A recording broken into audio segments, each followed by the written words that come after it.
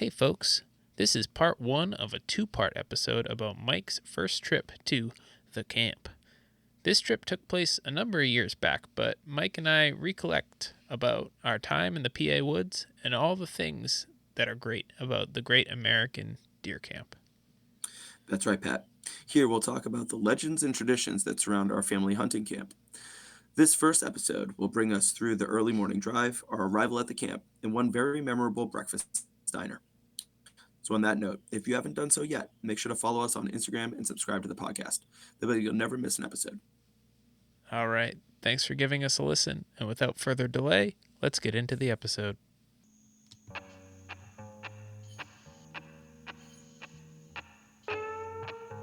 Welcome to the East Coast Hunt, Fish, Hike podcast.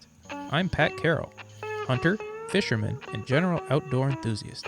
Join me and my brother Mike as we share tactics, recount stories, and plan our upcoming outdoor adventures.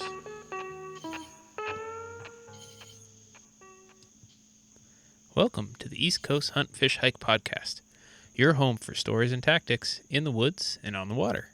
I'm Pat Carroll, and I'm joined as always by my brother and co-host, Mike. How's it going, Mike? It's going really well. I'm doing well. It's been a great summer of outdoor activities. It's been kind of a packed summer, especially with the little ones. It's been busy, but it's been a really good summer. So it's been good. I'm good. I'm living well. Yeah, it's pretty crazy. Summer's already moving quite along. We've already had a couple months here, and it's going to be getting back into the school year soon enough. So Mhm. as always, things are warm and sunny now, but once we get to the school year, things certainly get busy. Yeah. But for this one, in this episode, we're going to be recounting a trip that happened a number of years ago. As we all know, Mike is not a hunter per se, but he did have a chance to join in on some of the Great American Hunting Camp has to offer 1 year while he was in college. So we'll go into that and get some of his feedback on what that experience was like for him. But first, let's push that social media like we always do. Follow us on Instagram. We do have an Instagram handle that is EC_huntfishhike_pod. We're trying to be active on that, get some posts on there.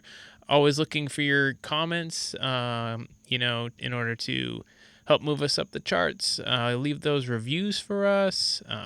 We want to hear from you, learn more about what you want to hear.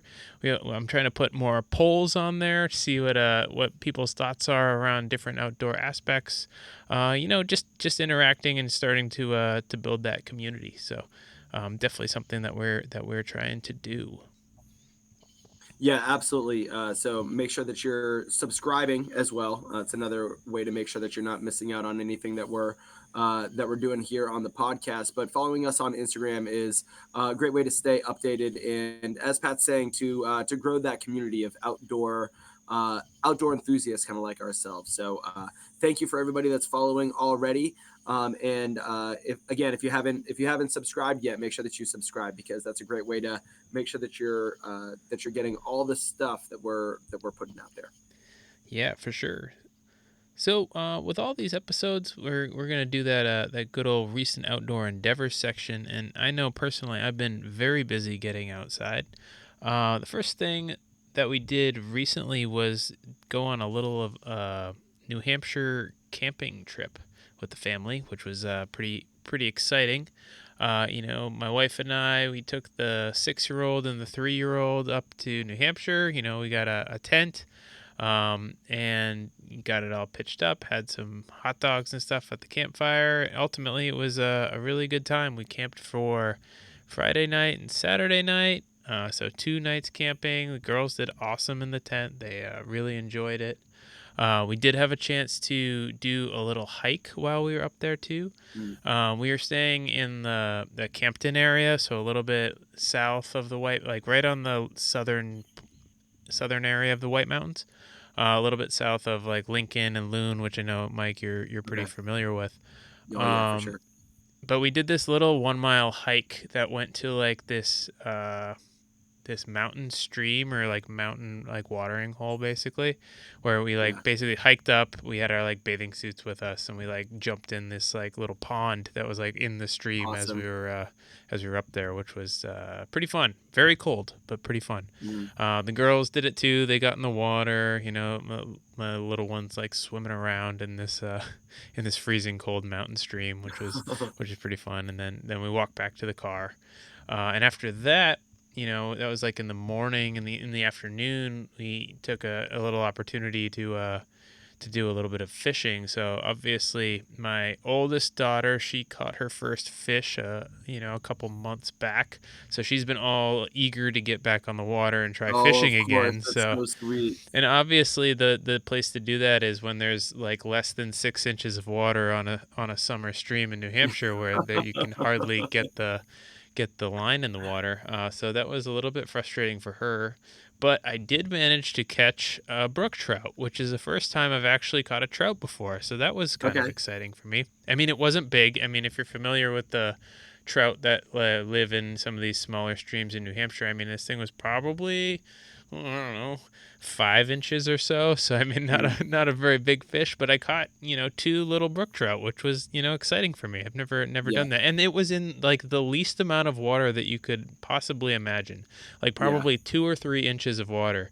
I would basically like send my spinner out and like maybe 5 yards and like reel it back in, kind of trying to hit those little eddies and areas where the water was swirling. And it was just Yeah. like a standard kind of like rooster tail spinner, Yeah. and you'd see these like little shadows like dart through the water, and then it was those little brook trout, and they would just like they'd hit it even if it was in like 1 inch of water. It was wild, That watching it, is crazy. but it was pretty cool. I didn't, you know, sometimes I'm used to fishing on like big lakes and stuff like that where, you Mhm. know, you have some depth to work with, but this was like literally if I was wearing flip-flops. If I was wearing boots, I could have walked across this easily. There's like hardly any water in Yeah. this river, which is crazy to me. I've never done anything like that, but it was super fun. And then, because obviously I've been getting out there like crazy, my family went on another vacation, this time to York, Maine. So every year we head up to York, Maine, stay in a house kind of near the beach. You know, spend the days at the beach. You know, spend the evenings at this kind of beach house type thing where we just get to hang out with family, and it's a really good time. But this beach house happens to be right on the edge of the ocean, so I can walk out the back door, and literally the Atlantic Ocean is right there. I can cast off the Mhm. rocks and see if I can, you know, catch any fish. And I've had some luck catching stripers there before. You know, I've caught a few. I don't get a lot of time out there to fish. I'll probably usually get like maybe 45 minutes in the morning, assuming the tides are okay. Yeah. But I'll get out there, you know, fish in the morning, hopefully, you know, see if I can catch anything, and then head back in, you know, go to the beach with the fam.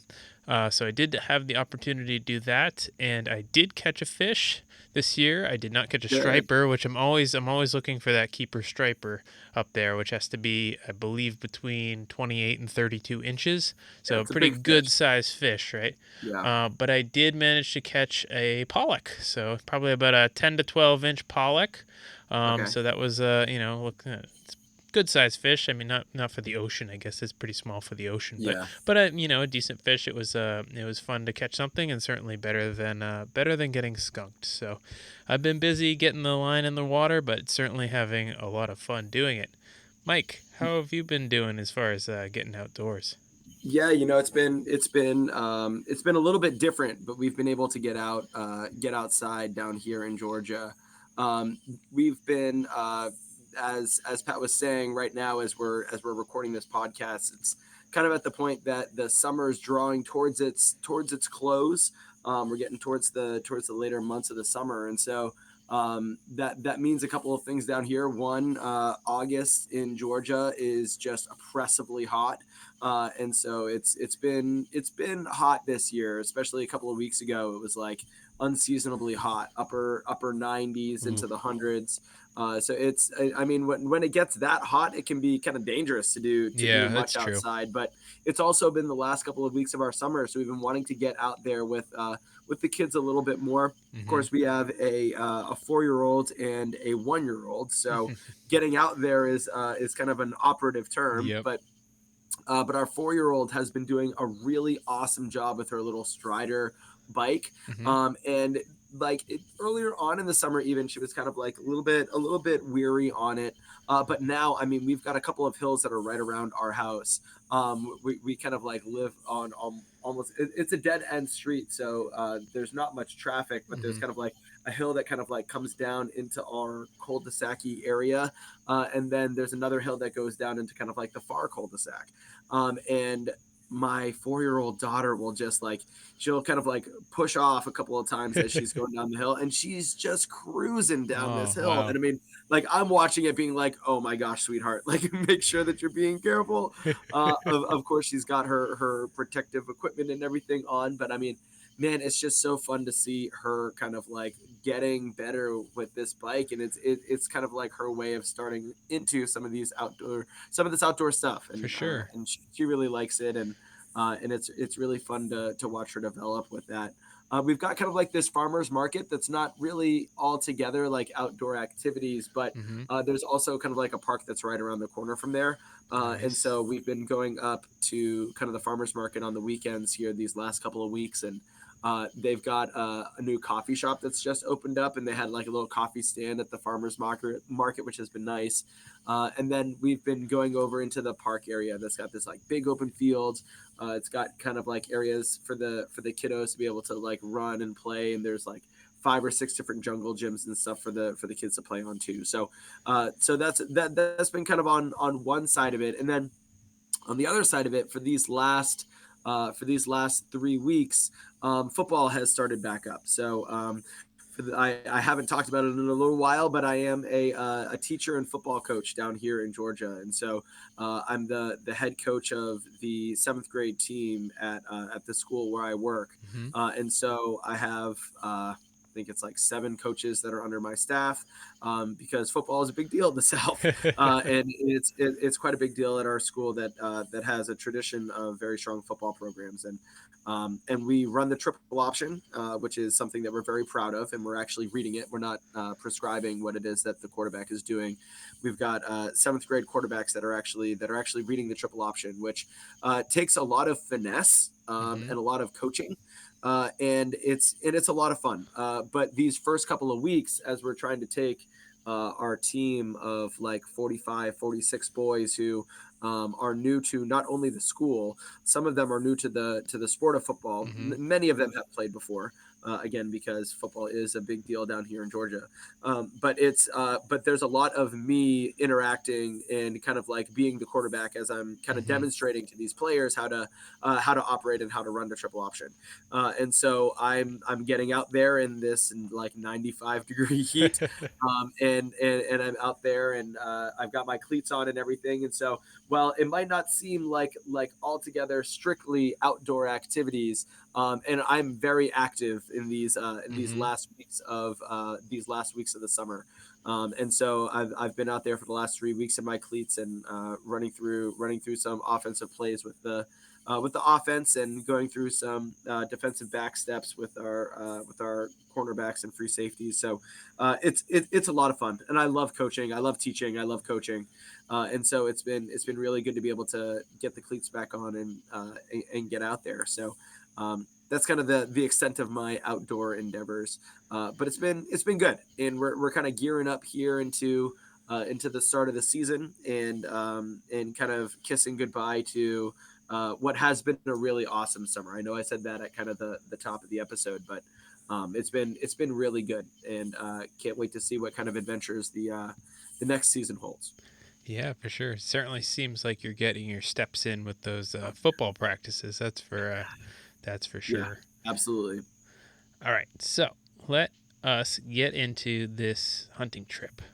So, Hmm. for those who are may or may not be familiar, I think anybody who is a hunter is probably familiar. Folks who aren't may not be, but Pennsylvania has a really rich deer hunting tradition.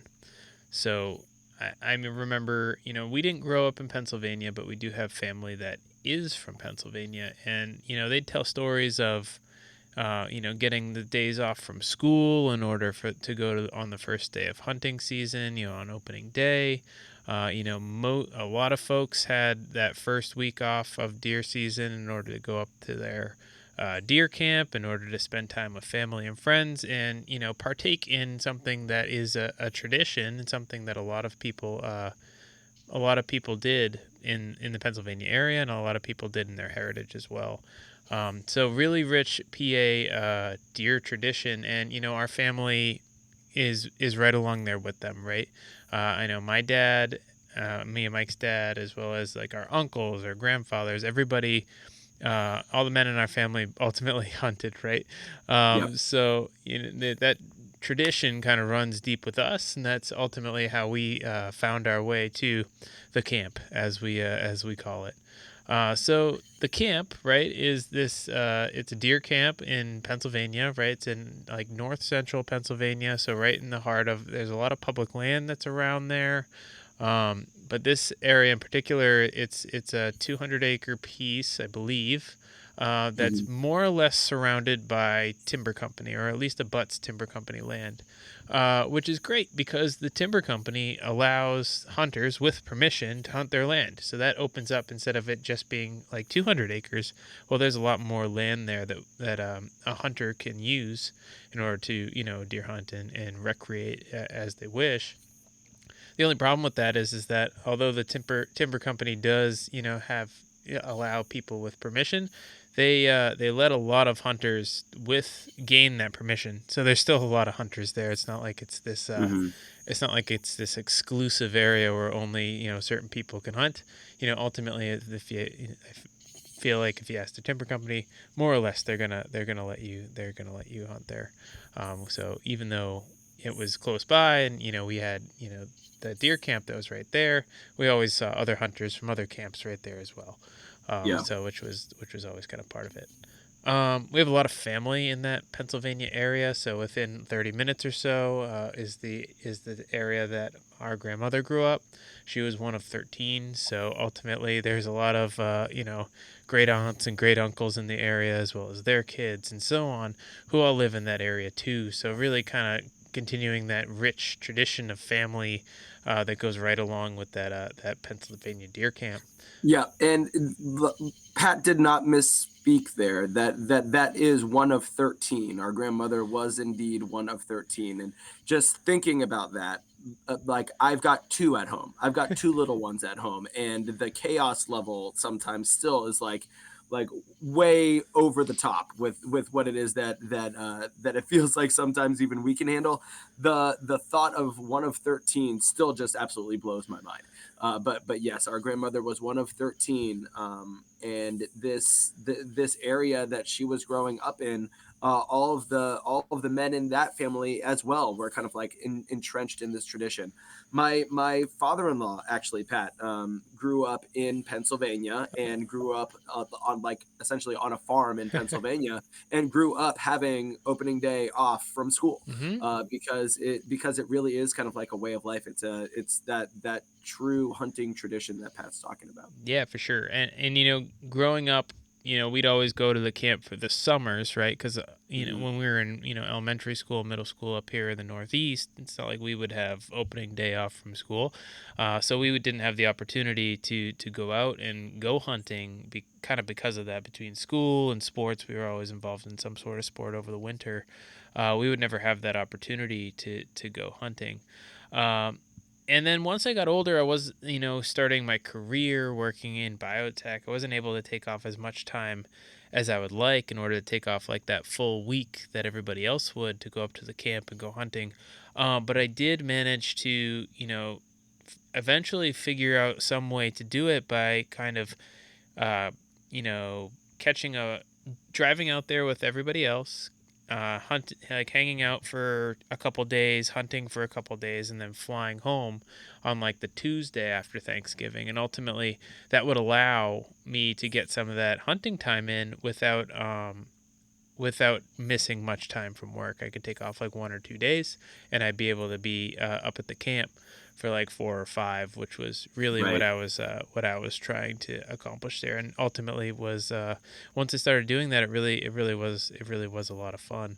And then one year, once Mike was starting to get later into his college years, I believe it was your senior year, you were Mhm. finally able to kind of carve out a little bit of time to do that as well.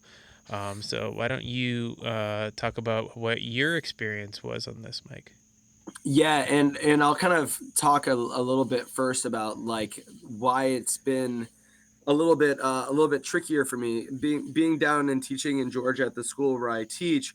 We're on a trimester system, and so for us, we kind of like run, and things start up a little bit earlier down in Georgia than they ever did when I was growing up on the Merrimack Valley of Massachusetts. And so we get started kind of like, I mean, the day after tomorrow is the first day of school for students here, and we're like not even halfway through August at this point. Hmm. And so we start up earlier. And so our first, because we're on trimesters, our first term historically ended when we would roll right up to Thanksgiving, which would mean that we would have kind of like those days leading up to Thanksgiving off. We would have the weekend off, and then we would come back the weekend after Thanksgiving right into our second term, Yeah. which is what we call Scala Brevis at the school where I teach. And so we as teachers aren't allowed to take off the first day of the term, Mm. especially the first day of a term that's coming right on the wake of like a longer weekend, especially something like the long Thanksgiving weekend, that Yep. break that would come at the end of our first term.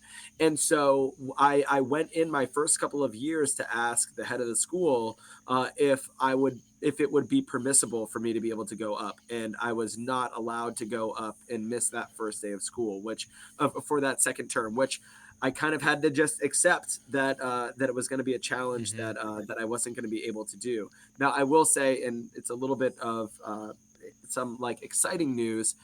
Because we are starting just as early as we are this year, and because of some of the changes that we've made to our calendar and to our schedule, there's a chance that I might be able to start working my way back up to the camp. Oh. And that's because the first week of our term no longer is going to be coming right after Thanksgiving. It's going to be we're going to be starting our second term like the second week in November. So no longer is it that very first day.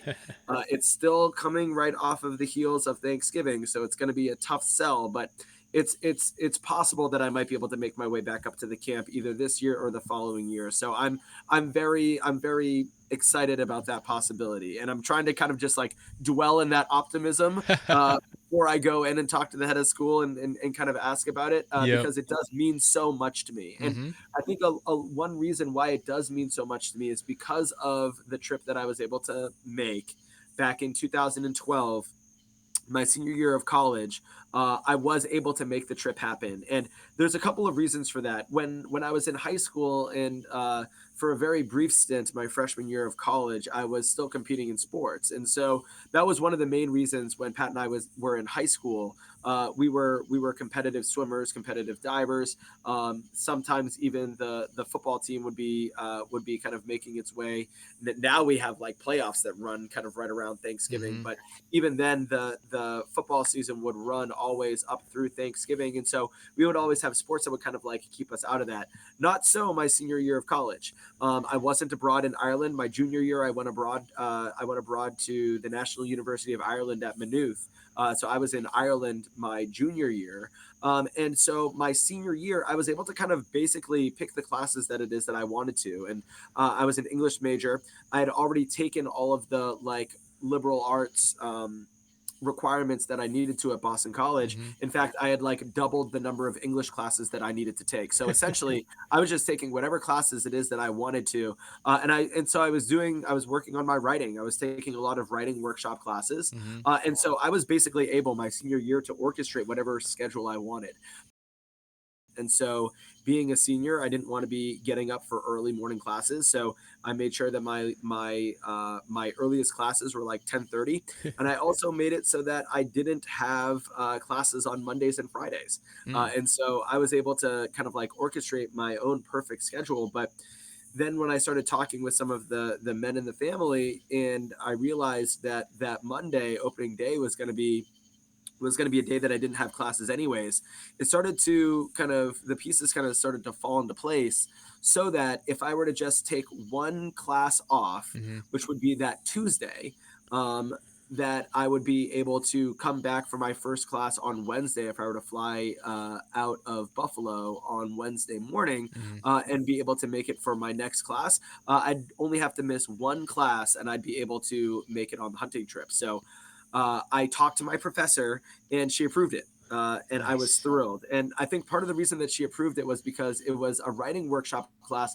that was about crossing cultures. And so she said that there's enough of crossing culture that's going on. And I totally agree with this. There's enough crossing culture that's going on into kind of like the hunting community in the backwoods of Pennsylvania, that she said that just write about it. If you spend some time writing about it, I'll approve the absence, which was just like the coolest thing in the world. It's like, are you kidding me? Like, this is awesome. I get to go and I get to do something that's like that I really feel a part of the family, and like absolutely I'll do some writing with this. And it ended up being a piece that I submitted for my senior portfolio for the class, and I still have the piece now.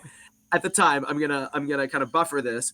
At the time, I was reading a lot of like Hunter S. Thompson and a lot of Chuck Klosterman. So there's quite a bit of kind of like social commentary that I was reading at the time, both for this class and some of the other works that I just was drawn to in terms of tone my senior year. So in reading back through it, like, I'm not going to be sharing any parts of the of that piece with our listeners at home. Don't worry, guys. It was, gosh, there are parts of it that I read just like a pompous asshole. Like the writing. There are parts of it where I was like, oh, that was actually pretty sharp. That was actually pretty clean. But then there are other parts where I'm kind of like rolling my eyes at myself back in 2012. But nevertheless, I ended up writing this piece for this class that someday I'll edit it. Someday I'll hmm kind of like extend on it, and it'll be kind of like a bigger piece that I'll get published or try and get published. And but for right now, it's kind of like saved. It's called and this will be relevant later on. The sausages at the Neptune Diner taste like shit is the name of the piece. And that'll be more relevant when we get a little bit more into the story. But all of these kind of factors ended up converging to allow me to, in 2012, go on the hunt trip. And it's still like a prized memory that I have. I was saying to Pat before we hit record that like I could just walk you through like nearly every hour of that trip, because it's just so boldly imprinted in my mind. hmm And so I'm excited to kind of like be sharing be sharing this trip with you all. So there's a little bit of the background, Yeah. and so we've kind of like set the scene here. So let's move back to Thanksgiving. We're in the Merrimack Valley in Massachusetts, and Pat, I'll let you kind of take it from there. Yeah, sure. So, for our family, heading out to that hunting trip was always something that we did right after Thanksgiving, right? So, basically, all the guys would pile into the car at usually like 2 or 3 in the morning, right after Thanksgiving, like the Friday after Thanksgiving, right? But what that also meant is that on Thanksgiving, there was other things that needed to be done. So after dinner, everybody, all the guys would be getting the trailers ready, pulling all the food containers for the guys who are going to be eating up at the camp, pulling those into the trailer, making sure everything was packed right. And my dad, he's one of three, so he's got two brothers. And if you've ever had a brother, you know that brothers are really good at telling you ways to do things better, maybe ways to do things more efficiently. And sometimes those conversations take up a lot of time. So there was a Yeah. lot of that going on as well, along with a lot of the packing and making sure that everybody had everything as far as getting things to the trailer, and a lot of excitement too. I mean, obviously everybody was excited. It's Thanksgiving. Everybody had a great meal, an awesome day spending it with family, but excited to go on this hunting trip as well. Yeah, I think that a good way of putting it is that there were a lot of cooks in the kitchen on a day, Thanksgiving, where there's already a lot of cooks in the kitchen. And so the I think that you're right, Pat. There's a lot of instructions that are being given kind of one way and the other. But Pat and I always would be kind of involved in the packing part of this process, but we were never able to go. And so, Pat, I don't know about you, but some of my most vivid memories growing up on Thanksgiving after the meal was done was that you and I would go down into the basement and we would be responsible for hauling these enormous, like Rubbermaid containers up and putting them into the trailer. Now, Pat and I, being the like high school age brothers that we were, we made kind of like a game of it. And so we had the rule where if you touch the tub, you have to carry it. And so all of these Rubbermaid tubs, they have different writings that are on the outside of it, but sometimes there's like 3 or 4 different tapes that were on the like each individual Rubbermaid, and so they're not necessarily updated. So as soon as you touch the tub, you could kind of like you had a choice of a couple because they were stacked up like Tetris style. But once you touch the Rubbermaid, and you couldn't see what was inside of it because none of them were clear, but you had to then like haul that one up. And there was always a couple, like the frozen meat would be like it would be like you'd be breaking your back as you're trying to haul this thing up the stairs and get it into the trailer. But we made fun of it when we could. And but now for this trip, we finally got to go, and so there was a level of excitement that was definitely involved in that. I will say that additionally, I can't remember if it was once the Rubbermaids were upstairs or in the trailer or not, but the topographical map got pulled out of the region that we were going to be hunting in and laid out across our grandfather's bar, and everybody had opinions about where it is that the drives were going to be going and where the right tree stands would be. And of course, you're now talking about a family that's been around this bar since probably about like 1 or 2 o'clock in the afternoon. Many of the people that are pointing at this topographical map have had a couple of drinks, and so there's a lot of opinions that are being thrown this way and that. And of course, Pat and I, for the first time, were able to go on the hunt. We're just kind of like taking it all in. Now, Yeah. I will say that this was my first Thanksgiving where I was able to have drinks from behind the bar. That I can now say for mom and dad listening at home, these were not my first drinks ever. In fact, they weren't even my first drinks at Nana and Pop-Up's house. There were some drinks that were down in the basement that had come in previous years, but nevertheless, the topographical maps with the drinks that were sloshing all over them is another memory from this trip that I won't forget. And it's just because of how impassioned everybody was about where their tree stands were. And there's a lot of Pat. I think that you've talked about this in previous episodes. Stubbornness, I think that you can say, kind of in the Carol vein in our family, and I think that there's a lot of kind of hunters that are very set in their ways and very very sure that their way is the right way. So that goes both for packing the trailer, but also when it comes to the idiosyncrasies of hunting. But nevertheless, we finished our kind of like chat about where the drives would be going and where the stands would be, those that would be driving, where they would be driving to, and this, that, and the other on the topographical maps. And then we were fortunate enough to live about like 10 to 15 minutes from our grandparents' house. So we went home where we were supposed to be getting some shut eye, but I was too excited. And I now know that like I have some like sleep issues, and I have some like insomnia issues that I've had, even that have come in more recent years. And there were some early stages of that. I was so excited I just couldn't sleep. And so I got up again at like I didn't get up. I was basically still awake at the like 2 o'clock or 2:30 hour when we were making our way back to our grandparents' house, back to Pop-Up's house to get ready to depart. Yeah, for sure.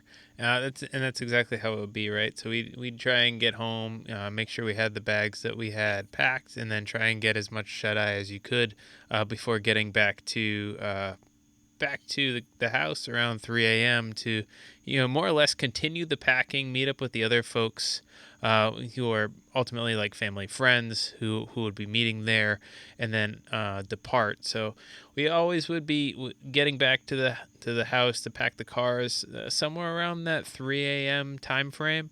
I remember, and I went on. I'm drawing from a few different years, not just from the one year that Mike went. So his is a little bit more, I would say, ingrained in his memory. Mine is a little bit more of an amalgamation of a handful of Yeah, years. yeah, But I always remember that Dad would be packing, like up on either the flatbed of the truck or like inside the trailer, tying down things with rope, like more rope than you've ever seen in your life, making sure that the tarp is tarped down, like tied down tightly, so that no rain would get in. So that as we're driving on the highway, no, the tarp wouldn't come unstuck from the rope. No flappage, as he would say. yes. We wouldn't want any flappage. But ultimately, Oh god. we'd get to the house around 3 a.m. and we wouldn't end up leaving until like 5. It would be like 2 hours of like, quote unquote packing, I would say. Most things are pretty much packed. It was a lot of socialization, a lot of folks hanging around, seeing each other for, not necessarily the first time in a while, but everybody, exactly the sentiment we had indicated earlier, right? Everybody being really excited, really happy to be there, and just excited to get on the road and to get things going. Yep. I don't want for the comment about the amount of rope to go unnoticed here, because when if for those of you that have seen the Boondock Saints, there's a line in there that's talking about like, sure, what do you need a fucking rope for? That's very much the conversations around rope that still surround our family. And Pat, I don't know about you, but there's still probably like 5 or 6 like spools of knotted rope that are in my garage right now as we speak. I probably have 2 in the back of my car.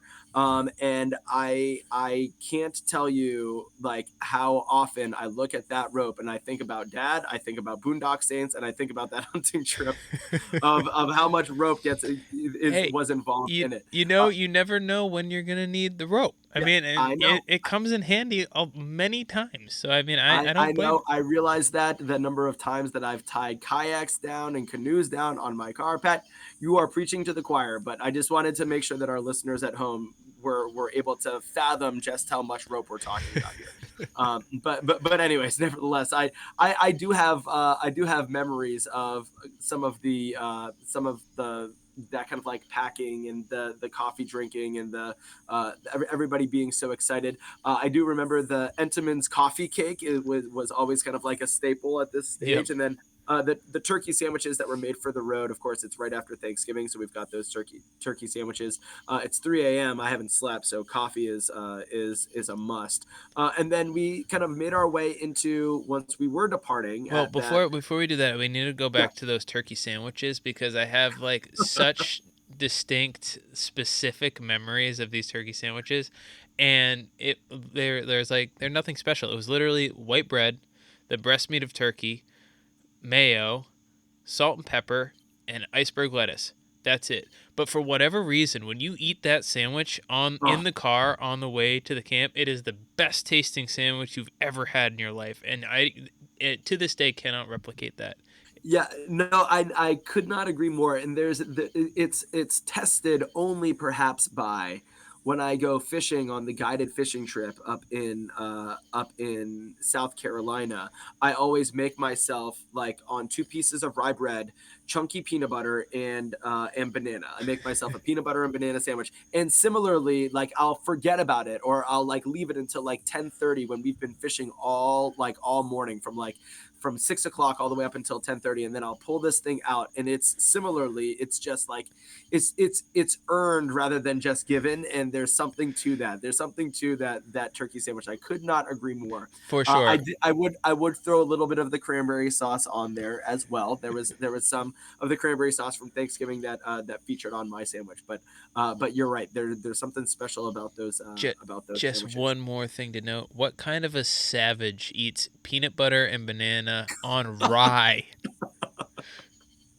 There's a lot that gets stuck in your teeth, Pat. Between the chunky peanut butter and the rye bits, there's a lot that gets stuck in your teeth. Uh, but anyways, back to our caravan with our walkie talkies.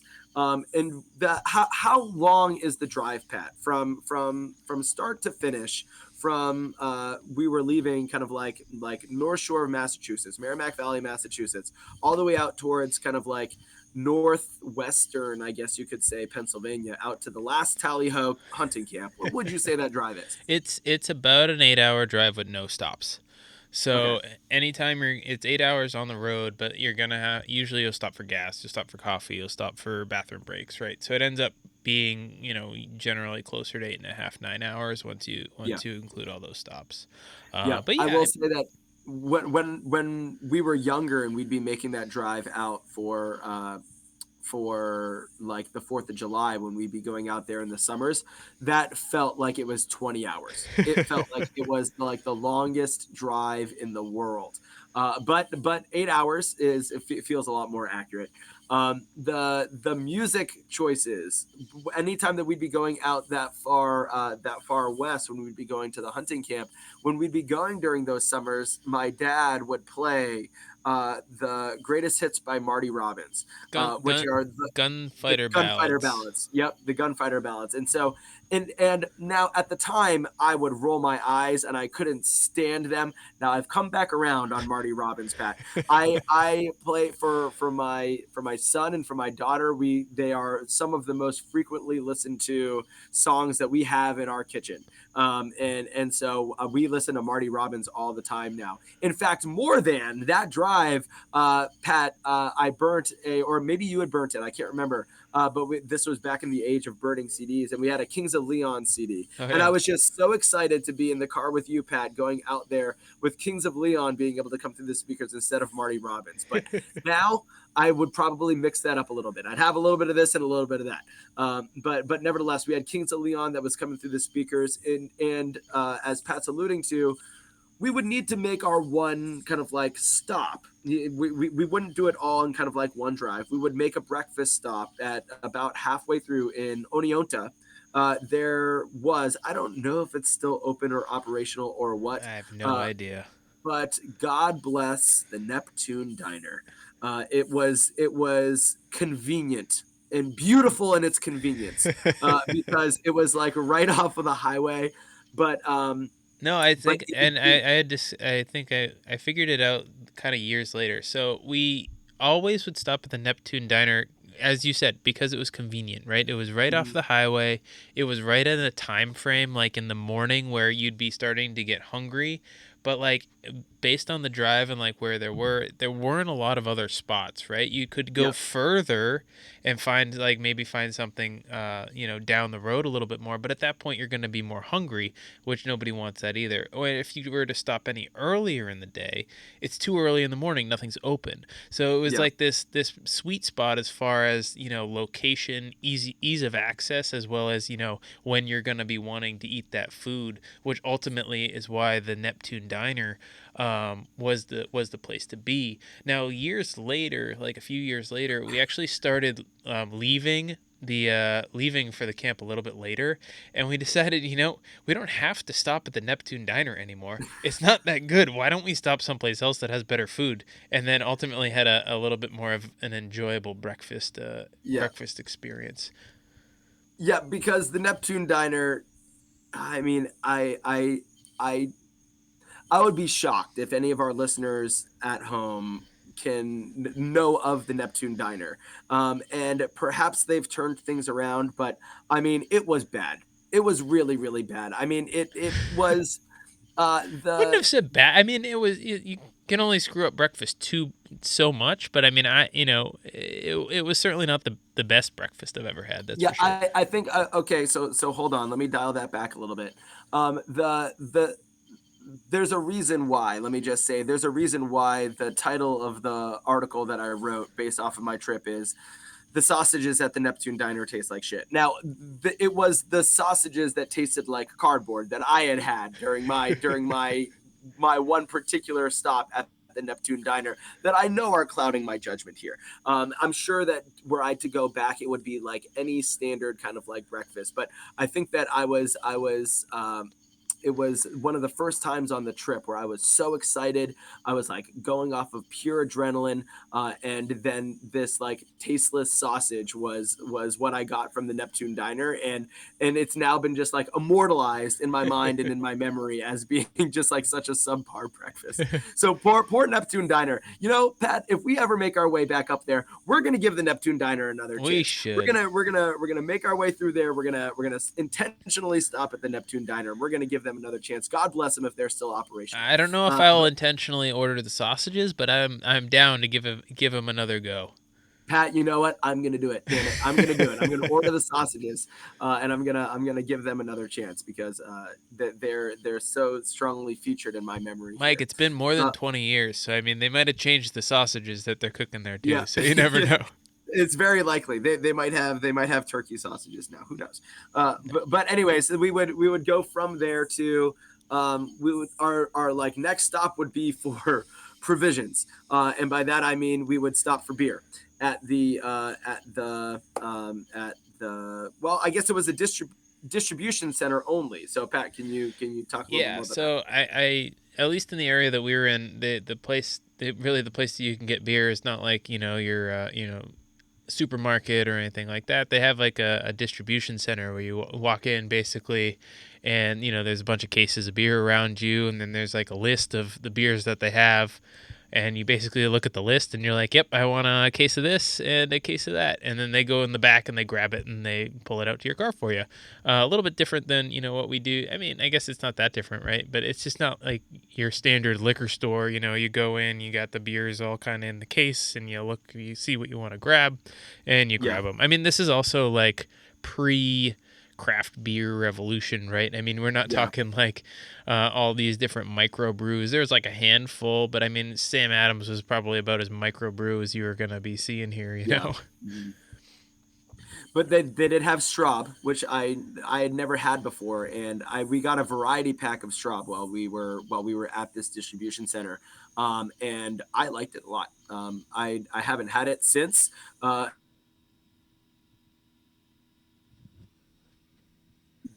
Aspect of flaked gold that's being added to this as a result of it being such like a prominent memory for me. But I like Straub, which I think is kind of like a more local like Pennsylvania brewery. Yeah, no, for sure. I mean, Straub is pretty solid. Definitely more local, and definitely not something you can get up in the New England area either. So that was also Yeah, something that was kind of special about it. it was a Uh, novelty. Yeah, Yeah, exactly. The other good thing about this distribution center is it was across the street from kind of like this local outdoor store, where a lot of folks would actually buy their hunting licenses. So this was also kind of, I mean, not like obviously not pre-internet, but it was pre a lot of buying hunting licenses online. So it was one of those things where you had to kind of go, talk to the cashier, say you wanted to buy a hunting license, hand them the cash, and they would hand you over your hunting license, kind of back old school wise, I guess. And now you can just go yeah, online and, you say, type it in, type in your credit card number, and you're good to go. It was a little bit of a different way of doing things. That back at that time and kind of in that area as well. And I will say for this particular hunting trip, Mike and I were not truly hunting. We were part of the hunting party. As per the regulations in Pennsylvania, we're allowed to, be with a licensed hunter and kind of partake and see kind of like if it was something that we like doing. But we didn't have hunting licenses. We were right. making sure that, we were with somebody who did have one and kind of there for the experience, part of the camaraderie and kind of to see if that was something that we wanted to take part part in and continue to learn about. Yeah. Yeah, and so the trip being one that has left such an impact on me, and I wasn't even carrying a firearm. You know, I wasn't even one of the hunters that was up in a stand, or and yet still I had this awesome experience with it. And so now that I've gotten into kind of more outdoor sports, and gotten more into fishing, and gotten to be a little bit more into my like adult life. Now I'm very eager to get back there, to be able to partake in the whole trip and Hmm. the whole experience, and I would include the actual hunting in that. So we would 8, 9, 10 hours later, we'd be pulling into the camp. And so I think that I can't say that this was true every year, but the year that I went in 2012, we had our cousin Danny, who had come up from Jacksonville, Florida, as well as our uncle Mark, second uncle, I guess, second cousin, and I think Ryan was on that trip too. He I think that was. he was in 2012. He was able to make the trip as well. I don't know if Ryan had his hunting license either. In fact, I don't think that he did. But Ryan was coming up for the trip as well. This is another one of our second cousins, and so they flew in. I think they flew into Buffalo, and so I believe they flew into Pittsburgh because oh, they okay, have that's right, that's their right. other uncle lives out in Pittsburgh, so Yeah, they allows them to. I believe actually, Danny stores a lot of his some of his gear at his uncle's house down there, and then grabs it yeah. on the way up, which is convenient for him. But yeah, yeah, I think they flew into Pittsburgh. Yeah, so flew into Pittsburgh, and so they were already waiting for us at the camp when we got there. Now the last Tally Ho hunting camp is it's a thing of beauty. It is a revelation of practicality. It is this kind of like oasis in the backwoods of Pennsylvania. That is, I mean, it is bare bones, but it is awesome. I mean, I love the camp, and there are antlers, and there are pictures all over. There, like Clint Eastwood has. There's like a picture of Clint Eastwood that's like up in a frame up on like the top level. I mean, it is as like it is as when you think of like a hunting camp in a movie, it's pretty much exactly that. I mean, it's bare bones, and I love it for that. I love the hunting camp for that exact reason. There's like a mid room stove that's like early 1900s. That's kind of like right in the middle of the kitchen. Using like Home Depot buckets for flushing was a commonality, and the beds are more of cots than beds. And the basically every room in this house has as many cots shoved into it as it can fit in order to be able to house as many hunters in the hunting camp as you could fit. So again, it's kind of like based around practicality. And it's bare bones, though I will say that the food is not bare bones, especially the menu that our family would bring up to the hunting camp. But um, it's kind of like back to the basics, and it's back to kind of like getting in touch with your with kind of like the basics of life, and I love it for that. There were definitely aspects growing up as kids being there for the 4th of July over the summers where those aspects got to be a little bit frustrating, but certainly being there kind of like for its intended purpose to have like 15 to 20 guys like being in this camp getting ready for the hunt, like to be there for its intended purpose. I mean, man, it's just kind of a thing of beauty, and I loved it for it. Yeah, for sure. I mean, you may not give it quite as much credit as is due there, Mike. I mean, when you talk about like roughing it hunting camps, there is a wide range of roughing it hunting camps, and Yeah, this is you not know what? Yeah, necessarily a roughing it hunting camp. There was running water. We did, occasionally have to flush with buckets, but for the most part, the water was running. There was a nice coal stove that was always keeping everything nice and warm. The main level was more or less one large room that was kind of dining room that morphed into like a living room that had like three beds. There was a full kitchen with sink and like a electric or gas stove, can't quite remember, but it certainly had a stove, a fridge, a pantry area that had an additional two beds, and then an upstairs area that had all the cots, probably, let's say, Yeah. three, six, nine, 10 cots upstairs for people to Yeah. sleep in. So, I mean, the sentiment is certainly there. Certainly a modicum of practicality in the sense that and nothing, there was no wasted room. There was as much, certainly space for everybody, but it was comfortable. You'd come in from after a hunt and it was always warm from that Yeah. coal stove, sometimes a little bit too warm to, to be Yeah. honest. And you walk in that door and it's like 90 degrees. It's a little hot. But it was fun. The kitchen was, totally had everything you needed in it. There Yeah. was always enough space for everything. And it was the best part about it was that it was right abutting that land that we could hunt, which was super, which was great. I mean, it was very homey, very cozy. It wasn't, I wouldn't say it was, roughing it compared to the normal standards, but it Yeah. certainly wasn't like roughing it.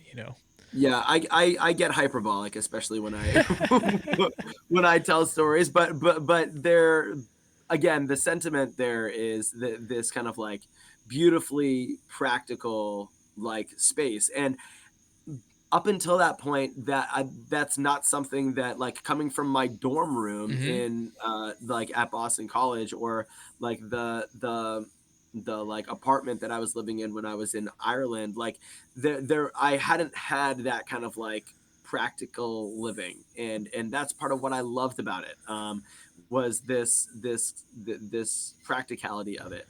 And gosh, I really enjoyed it, especially that year. And back in 2012, it was such an awesome experience. And so, Pat, you can take us through kind of like the unpacking and what all went into that. Yeah, for sure. So, yeah, ultimately, we, as you said, right, it's like that 8 hour drive that with stops turns into that 9 or 10 hour drive, right? Ultimately, you're talking about showing up sometime in the afternoon on that Friday, right? So then it's basically the reverse of getting that trailer packed and those cars packed, right?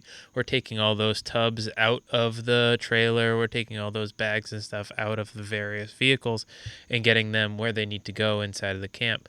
And it's great because this operation is really structured pretty well. It's very well organized. Everybody has their jobs, their duties. There's things that certain people are doing and things that other people shouldn't be doing. So we always had our inside people and our outside people. So there was the Yes. inside folks who are supposed to be taking the tubs or the bags and taking them to wherever they need to be, and the outside folks who are taking the containers or bags from the vehicle and bringing them to the inside folks. And never shall the two meet in any other place other than the front door. Otherwise, Yeah. you're gonna be in some big trouble, Yeah. which was always fun. Yeah. Other than that, I mean, Mike, I don't know if you wanted to. That was probably something you'd forgotten. No, no, it was something. It's so funny that you said that. Yeah, I forgot about the inside folks and the outside folks, but the never the two shall meet is so true too. And like talking about there's like a common trend here of stubbornness, and how people should be doing such and such. And that was definitely at its peak in the unpacking stages here. So if you were to kind of like veer from the inside into the outside, there would be words that were shared about kind of like putting you back into the location where you were going to be helping out, quote, in the right way. And so yeah, no, I'd forgotten about the inside folks and outside folks. That's Yeah, funny. but then once we got everything inside, I mean, for me, for most folks who are going up to the camp, usually they're staying in the same bed or bunk every time, right? So ultimately, the older you've been, the older you are, the longer you've been going, the more I don't know, more clout you have, the more ability to pick the bed that Priority. you, yeah, seniority, exactly. You can pick whatever bed you want. As a person who's, never been there for hunting, um, I needed to pick a bunk, so that then it comes into which bunk are you going to pick, who are you going to sleep next to, what's the strategy that goes into picking a good bunk. So as some folks may know, hunters, a lot of hunters snore. I don't know if you guys know that. So there's a strategy involved. Do you pick sleeping next to somebody who snores, but you know that they're going to go to bed late, so then you can try and fall asleep before they fall asleep, and then you don't have to worry about the snoring? Or do you just pick a bed based on where you want it to be? Personally, I always picked a bed that had basically some hooks over the top of it, like a bookshelf type deal that had like kind of like hat rack next to it. And I do that so I could like basically hang up all the clothes I was going to be wearing the next day, right on there. I had the little shelf where I could put all my little, like my knife and all that good stuff right up there. So it was that was part of the strategy for me, was Yep. picking a place where I could put all those things. And then as far as sleeping next to somebody who snores, I mean, almost everybody snored, so you were gonna be sleeping next to somebody who Yes. snored anyway. I would just make sure I brought some noise canceling headphones and threw on some music before I went to bed. So that was less of an issue for me. Um, Yep. Once the bunks were picked, we move into dinner prep. So similar to everything else, everybody had their jobs for dinners. You were either in the on the prep crew or the cleanup crew. If you were on prep, you were going to be peeling potatoes, shucking corn, making sure everything is ready for the meal. If you're going to be on the cleanup crew, you're going to be the folks who are going to be taking care of those dishes, making sure the kitchen's clean and spotless before going to bed. Those are kind of where you're at, or you could be one of the few who are going to be cooking.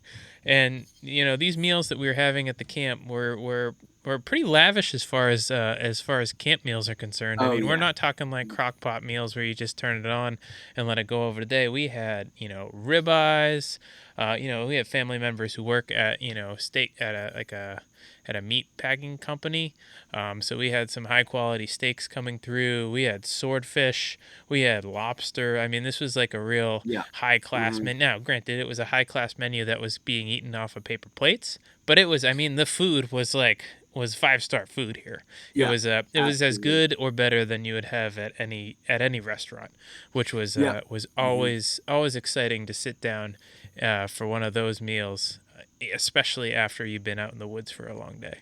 Yep, I will definitely say better than the Neptune Diner, the food that we were eating, and I think that a lot of that comes from our grandmother, who is still to this day the best true Italian cook that I've ever encountered. I mean, and she in growing up and raising her three boys, one of which was our dad, would throw these like big lavish like elaborate parties as she and our grandfather were making their way through the Navy and through the military. And so she was the one that was like packing and behind a lot of the meals that were being packed for the trip. And so I think that the steak and the swordfish and the lobster, I mean, it really it was. I mean, the food was so good. It really was so good. And so kind of transitioning from that into our hunt preparation, that kind of the that night beforehand, and wanting to make sure that we were ready for opening day. And because we would get there on that Friday, and opening day wouldn't be for another couple of days. It wouldn't be until Monday. So there was a couple of things that needed to happen in order for everybody to be ready for the hunt. And so this is where, Pat, you're going to have to kind of help me out a little bit, because I know that the tree stands, because when we were kind of like making our way through the woods, the hunters were up in the tree stands, but at some point along the way, they needed to go out and get those tree stands up. So what has been your experience with those tree stands, and when in that process did those tree stands get put up? Yeah, so I can give you a little bit of background here, and then tell you kind of how what happened while we were there. So this is back a number of years ago, right? I think as Mike was saying, this is around 2012, right? And the hunting seasons have changed a little bit. from now, present day, to back in 2012. In 2012, after Thanksgiving, the season would be pretty much closed for the Friday, Saturday, Sunday, and then opening day would be Monday, right? So we arrived on Friday, and then we had Saturday and Sunday to basically be in the woods scouting, making sure, like seeing where we think the deer are going to be, as well as, getting tree stands set up. So for the tree stand folks, or like, my uncles, my dad, who are going to be setting up tree stands, their job on either Friday or Saturday was basically to, go around to the areas they thought they were going to set up their tree stand, pull their stands into the woods, get them all squared away, so that when opening day came about, they could just walk right into their stands and they'd be ready to go. For Mike, myself, we were part of more or less an elaborate scouting plan, which more or less meant we were walking through the woods looking for deer sign for the better part of the day. So Right. I remember starting, at the camp and more or less just walking. We walked through the power lines. We walked, over to the gas line, probably put on close to 10 miles would be my guess on how much walking we did, and just sticking with our uncles, while we were walking through the woods, because ultimately we don't know the land. We don't know kind Hmm. of where we are. We were more or less just walking and looking for deer sign and trying to get an understanding of what it takes to try and track deer down, as well as where we think the deer are going to be when opening day sets up. So, the first day, that Saturday, was a lot of that. We basically left in the morning, and I think we came back after lunch. So I mean, we were out for like probably 4 or 5 hours, just kind of more or less doing a large loop, checking out areas we thought the deer were going to be, and then made it back around lunchtime for some lunch, and then talking with other folks. Sunday, I believe, you know. Some folks would sight in their rifles on Sunday, making sure their guns were shooting the way they needed to. Mike and I, as not being hunters, was not really were not really a part of that. But I do think that was what was going on Sunday, and then that would move us into kind of the night before portion of opening day, and the excitement that kind of goes along with that. Yeah, and so the it's just so funny because we were getting to this point in our kind of like preparation, and uh the night before, now tree stands are out in the woods. We've got kind of like the equipment and everything that's loaded up, and so we're now going through what I thought was going to be kind of like another round of going through kind of the topography on the maps that were the same maps that we had looked at out on the bar on Thanksgiving. And now people have totally and completely changed their mind with where it is that they think that we should be going in order to push the deer, when we should be going there, what locations we should be going to first.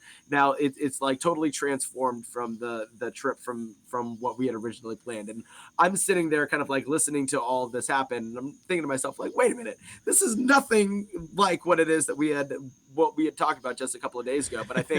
But I think that that's a good thing, Pat, because what it means is that based off of that scouting and based off of that prep, there were decisions that were being made Mm-hmm. that were kind of changing based off of what it is that you're seeing. And I think that that's an important aspect of hunting, is being able to kind of like make your decisions to give yourself the best possibility of success based off of based off of some of the things that it is that you're seeing when you're doing those scouting trips. So kind of proud of the family for being willing to kind of adjust things. At first I was like, this is crazy. Like, what we had a plan, it was a good plan, we had the plan like set in stone, and now we're totally going back on that. But in retrospect, I think that there was some adjustments that were being made to that Thanksgiving plan, that original plan, based off of what it is that people were seeing out in the woods. And Yeah. so No, I think that was definitely the case, and I do think that part of that was that we kind of ventured over the river a little bit further than folks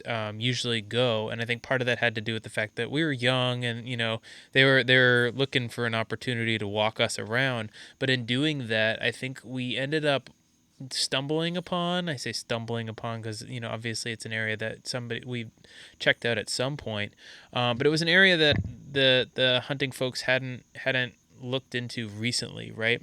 And we ended up stumbling into this area that looked good, right? It had a nice, good elevation gain, good bowl where there was like kind of a hill around the outside, but a good depression on the inside where we were seeing a lot of deer sign, which was different, right? It was something that wasn't what we were used to, like not in the same areas that we were usually seeing deer, which I think was part of what was causing the not necessarily confusion, but like a difference in perspective as far as what hunting stands people were going to be utilizing that year.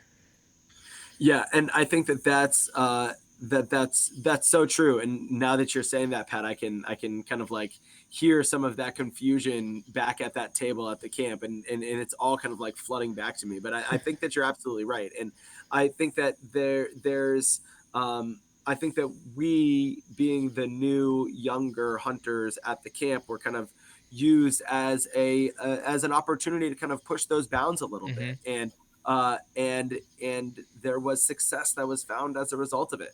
And so this is kind of a little bit of a teaser for what's going to end up being the next part of that of this episode, the rest of this trip.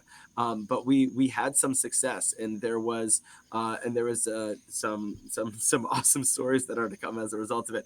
At the time, they were very frustrating, and they've since become some of my favorite stories to tell. But we had some success, and again, more on that to come. But we kind of like to kind of like close up here. We laid out our close for the hunt the night before, made sure that all the equipment that could be loaded up would be loaded up. Went to bed nice and early, and then Pat, to kind of roll it back to what you were talking about selecting your cot. Back in 2012, I did a very bad job of selecting my cot. I was like surrounded. I was like right in the epicenter of two or three of like the biggest snorers that were in the camp. I was like sandwiched right between them. Our two of our uncles were snoring wildly, and I had even gone to bed early in order to try and like get some sleep. And of course, the I was too anxious. I was too excited. I wasn't able to fall asleep. And so when I heard our uncles coming upstairs, it was like, oh no, I got to hurry up and fall asleep right now. Otherwise, I'm going to be up pretty much all night. And then I was up pretty much all night because they were snoring so loudly that I wasn't able to sleep. And I didn't have the experience to know that I needed noise canceling headphones. Pat, I think that you even had noise canceling headphones, and I did not. And so that's something that I had wished that I had.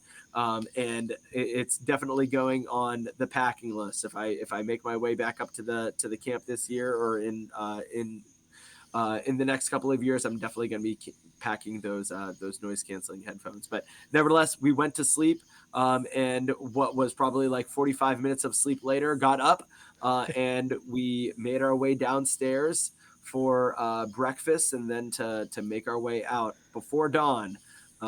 Or before the sunrise, to make our way out for the hunt. So Yeah, for um, sure. I mean, I would say, I definitely slept better than you did. I definitely had the headphones in. I can't remember if they were noise canceling or not, but they were certainly enough for me to, put my mind at ease to not have to worry so much about the snoring. And as far as, alarm setting, I'm pretty sure our alarms are going off at either 3 or 3:30. So there was, yeah. if you're going to bed late, there wasn't a whole lot of sleeping to be had there, but it was Yep. certainly an adventure for sure. Yep, I can remember like waking up, and or not even waking up, like being awake and continually checking over at my phone to see what time it was, and just like watching those hours kind of like roll through as my uncles are snoring around me, and being like, oh my gosh. And then I start doing the math, and it's like, okay, well, now I'm only getting 2 hours of sleep. Now I'm only getting 1 hour of sleep. And of course, like being so excited Like I was just basically running on pure adrenaline that Hmm. next day. But it was so much fun. We had some success. We've got stories that are to come. So we said at the top of this episode that this is just part one. We are going to get into part two in our next episode. So make sure that you stick around for our next episode. Our next release is going to be the grand finale, the conclusion of the 2012 Last Tally Ho hunting camp Yeah, story. yeah, for sure. And Mike, I mean, yeah, definitely want to stick around for that. There's a number of good stories, and even, I mean, I know you were only really hunting for that one day, but even through that one day, there's plenty of stories to tell from that. But before we sign off on this one, Mike, what is like one like memory about this portion of the camp that really kind of like stands out to you, like the preparation or like just hanging around the camp? Do you have any like specific memories on that stick out for you? Yeah, it's funny that you say that because I don't know if it was because I was taking this course my senior year of college or not, but like I remember walking into the camp with like a totally new set of eyes. And that I don't want to get like too deep with this. I don't want to get like too sentimental with this, but that trip was so special to me because I was seeing it as kind of like through a new set of eyes.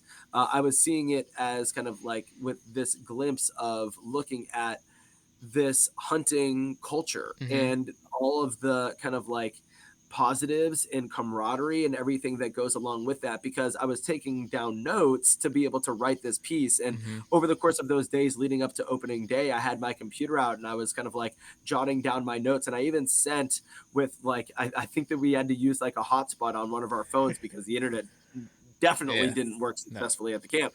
But I can remember like sending an email to my professor being like I think that there's like something really special here. And so what I remember to answer your question, what I can remember is walking into that camp with kind of like my writer eyes on for one of the first times really in my life as I'm trying to like take everything in order to be able to kind of like tell the story Mm-hmm. of this like this really special community and like sense of belonging that I had walking into a camp that I used to walk into when I was 4, 5, 6 years old, that where we'd be playing cards on the deck, like on the front deck with our aunts and uncles. But like this was a special time walking through that door, seeing those antlers, seeing those framed pictures. That like I was seeing it with a new set of eyes. I was seeing it with like this totally new like this new glimpse. And that was so cool. And I haven't ever forgotten that. Like I haven't ever forgotten that feeling of kind of like camaraderie that was associated with that moment of walking through those doors and kind of like stepping into and crossing into that new culture Mm-hmm. that I was just so eager to take in. Like that feeling is what I won't forget. And I definitely remember emailing my professor while I was there to be like because at first I wanted to for this class I had gone up. Obviously, Thanksgiving comes like right on the heels of Halloween. I had gone up to Salem to the haunted happenings, and Mm-hmm. I had done like some interviews and stuff with some people that were involved in haunted happenings, and I really liked that piece that I was writing. But I remember emailing my professor to be like, I think that there's something kind of special here, and really wanting to kind of like dive deeper into that Yeah. as a result of that feeling that I got when I walked into the camp. So that was it. It was so tangible, and I loved that. And it's part of what makes me really want to get back to the camp. But Pat, what about for you? Maybe not from the 2012, but from these experiences of kind of in your later adult life making your way back to the camp that we went to so many times when we were younger kids. Like what's a memory that really stands out to you? Yeah, well, I mean, first I want to point out that, that culture, that camaraderie is real. I mean, I definitely felt it too, being there the first time, right? You and I have spent so many years being like, oh, one of these days we'll make it up to the camp for the hunting trip. And finally Yeah. we were able to do that. And like the sense of like camaraderie and finally being one of the guys. I feel like there was nothing quite like that, you know. But like hunting camp tradition and hunting camp, culture is like a real thing, and I think it was really good to be able to experience that for sure. Like exactly what you're talking about there. Another thing that totally unrelated to what you were talking about is just like the evenings after dinner's done, after the dishes are clean, just being able to relax and hang out with other folks and like that are like-minded, you know, either playing cribbage, playing cards, playing 45s, you know, Yeah. such a local game like up in this northeast area, but like but these are the folks who know how to play it. These are the guys Yeah. who you want to play. The arguments, the passion that people have around things, being Yeah. able to, you know, experience that and you know, go through that with folks. I think that was really the thing that was most special and definitely the most Yeah. memorable part of being up at the camp. Even as so you only went the one time. I continued to go a number of years up to the camp as well, and until my kiddos were born, really. Yeah. And it's special every time, and I think that there's something to be said about that hunting culture, that camaraderie, and because there's not a lot of other places where you can find that. Yeah. And to kind of tie it back in, I wonder if there's an aspect of it being linked in to those kind of like bare necessities Hmm. and that practicality and the the I don't know whether at the camp now they have the internet. I don't know whether they have like 250 cable channels, but there's an aspect of like getting that cribbage board out or getting Hmm. those cards out, and there's so much passion that was involved in those games, or like getting the VCR out because we didn't have cable, definitely didn't have HBO, didn't have Netflix or anything like that. Like getting the old VCR out of like Gladiator and what it is that means that like what it is that goes into like a good camp movie. I Hmm. can Yep. remember dad talking about that growing up, and I wonder if there's some aspect of that kind of like practicality that is at the heart of why it is that is something that becomes so impassioned and so memorable, and why it is that's such like the thing that sticks with us, right? I wonder if that camaraderie might be linked in a little bit with that practicality. Yeah, no, I mean that's totally possible, and definitely something I want to continue to foster and continue to try and experience as we continue on here. But I think for right now, I think that's gonna be it for part one here. You know, we got through the trip, we got through the hunting preparation. Now we're like right at the precipice of opening day, Yes. teeming with excitement. I think this is a perfect place for us to call it for part one, and we'll pick up where we left off as we move into part two. But before we sign off, Mike, any final thoughts?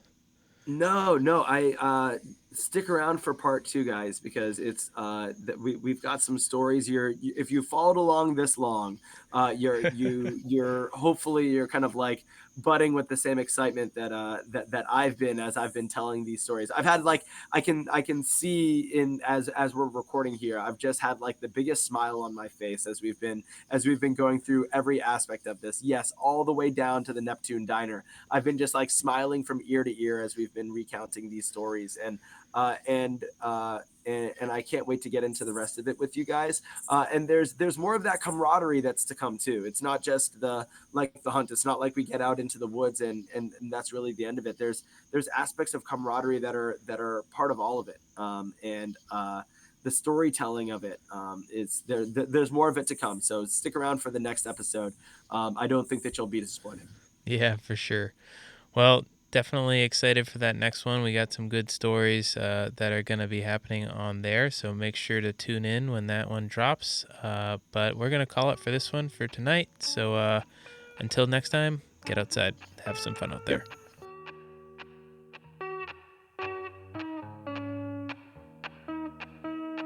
Thanks for listening to the East Coast Hunt, Fish, Hike podcast.